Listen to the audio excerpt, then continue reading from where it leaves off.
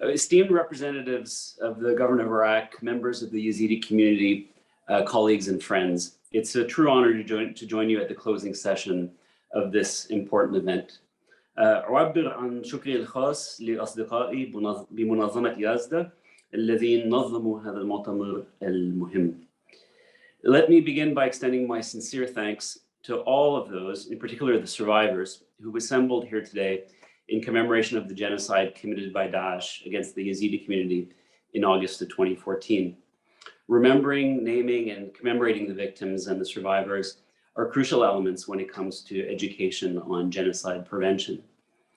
In 2016, Canada's Parliament formally recognized the horrific crimes of Daesh perpetrated 7 years ago as a genocide. Many other countries have done so as well. But the challenge, as we've heard from panelists yesterday and today, is moving from solidarity and recognition of the true nature of Daesh crimes to healing and renewal of the Yazidi community. You know much better than I do that responding to the cruelty and the violence of the crimes committed against Yazidis and other Iraqis requires action on many fronts over time. Humanitarian support, durable solutions to those displaced, the rebuilding of homes and communities, and justice and accountability. In 2016, Canada formally requested that the UN Security Council establish a mechanism to investigate reports of violations of international law, to identify perpetrators of crimes committed by Daesh, and to ensure accountability, including referral to the International Criminal Court as appropriate. We were an early supporter of advancing accountability for Daesh violations and have contributed approximately $8.5 million to this effort since 2015. We've also supported the creation of UNITAD, the United Nations investigative teams, to promote accountability for crimes committed by Daesh in 2017. UNITAD is undertaking important work by collecting, preserving, and storing evidence of the most serious crimes, acts that may amount to war crimes, crimes against humanity, and genocide. Canada has welcomed their victim and survivor-centered approach to ensure that accountability processes are comprehensive and inclusive. We've also commended their efforts to reach out to civil society through its NGO Dialogue Forum and the new Interfaith Dialogue Series. It's important to note that UNITAD has received additional funding to investigate crimes committed against the Sunni community, as well as Christian, Kakai, Shia Turkmen, and Shabak communities. I'm proud to say that Canada's ambassador to the United Nations in New York was present in May of this year for a special Security Council meeting when Nobel laureate Nadia Murad provided a briefing on justice and accountability. He took the floor to thank her for her presentation, for the courage and dignity that she showed, and for her testimony to the UN Security Council. He also thanked her for reminding the international community once again of the human impact of UNITAD's mandate. Her words were deeply appreciated by those who were listening and trying to learn from her experience. Canada has also welcomed the new Yazidi female survivors law that was passed in Iraq in March of this year. It's another important another important development. Iraq is the first Arab state to focus international attention on female survivors of conflict-related sexual violence. The new law officially recognizes acts of genocide against the Yazidi community and other communities. It commits to a comprehensive program of reparations, including individual and collective measures and material support for survivors. Now there needs to be effective implementation of the law. Yazidis, Iraqis, civil society organizations, and the international community will be watching closely to see how the government of Iraq implements the new commitments that it has made. Indeed, pursuing accountability and fighting incitement have to remain an important part of the road ahead for long-term stability, reconciliation, and social cohesion in Iraq. It's an unacceptable and unfortunate reality that today, in many parts of the world, restrictions on religion and belief are rising at an alarming rate. We are witnessing a staggering global resurgence of various forms of racism and discrimination worldwide, particularly against vulnerable minorities, such as Yazidis.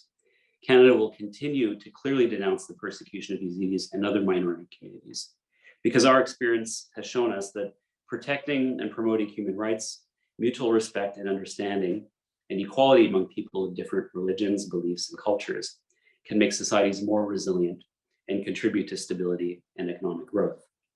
On stability, our efforts in Iraq have been guided by the civilian stabilization priorities identified through the Global Coalition Against Daesh. These include accountability for Daesh crimes, clearance of explosive hazards, restoration of public infrastructure, and local police training in liberated areas. We've been proud to support demining and risk education activities in Shingal. We've also been so impressed by the Yazidi men and women who have taken on this important and dangerous demining work to make their communities safe again. We've been proud to provide flexible support to the United Nations partners, such as IOM and UNICEF, to facilitate concrete efforts in Shingal towards restoring vital services to returnees, supporting reintegration, offering protection and livelihood support. Canada has been providing humanitarian assistance to displaced Yazidi survivors since 2014 to meet their immediate needs and the most immediate needs of the most conflict vulnerable populations. Our experienced humanitarian partners provide services to respond to the basic needs of families in and out of camps, as well as to host communities across northern Iraq. This support has been ongoing and it was scaled up during the COVID-19 pandemic.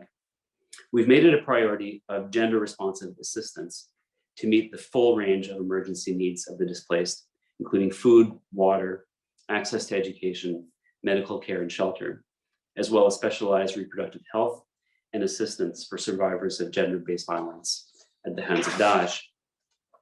No one could have imagined that 7 years later, so many Yazidis would remain displaced. It's critical that the government of Iraq and the international community work together to facilitate the safe, voluntary, and dignified return of Yazidis to their homes in Shingal. The basis for this return must be a plan for durable solutions that includes Yazidis as decision makers and allows them control over the destiny. For too long, decisions about Yazidi survivors have been made without their participation and inclusion. But we know that not all survivors are able to return or wish to return to Shingal, a place haunted by memories of suffering. Many have sought safe haven abroad, and many more continue to seek asylum out of continued concern for their safety and out of a desire to reunite with separated family members. Canada is proud to have resettled more than 1,400 survivors of Daesh since 2017. Members of the Yazidi community have expressed their concerns, though, about the disintegration of their community and the loss of religious identity as Yazidis have scattered around the world. There have been requests for greater opportunity for family reunification in resettlement countries. Guided by compassion and in response to this clear request from the Yazidi community, Canada announced a new temporary policy in March that will allow up to 250 additional Yazidis and other survivors to join family and extended family in Canada this year and next. Family members who may have been missing or in captivity when their families were resettled in Canada. It will allow for the siblings, grandparents, aunts and uncles of Yazidis and other survivors to be reunited with loved ones, helping them to build new lives together and to continue their healing process and integration into Canadian society. Over the past 2 days, we've heard about some of the many building blocks for a sustainable future for Yazidis and other minorities in Iraq. It will be important for the government of Iraq, the Kurdistan Regional Government, Yazidi men and women, civil society, and indeed all the components of Iraq to work together to make this happen, to build back better for a secure and inclusive Iraq, where there will be opportunities for all Iraqis to live in a safe and prosperous country, to enjoy good governance and respect for rule of law and the rights and freedoms of all Iraqi citizens. Canada will do its part to support you where we can. Shukran jazilan li husn istimaikum.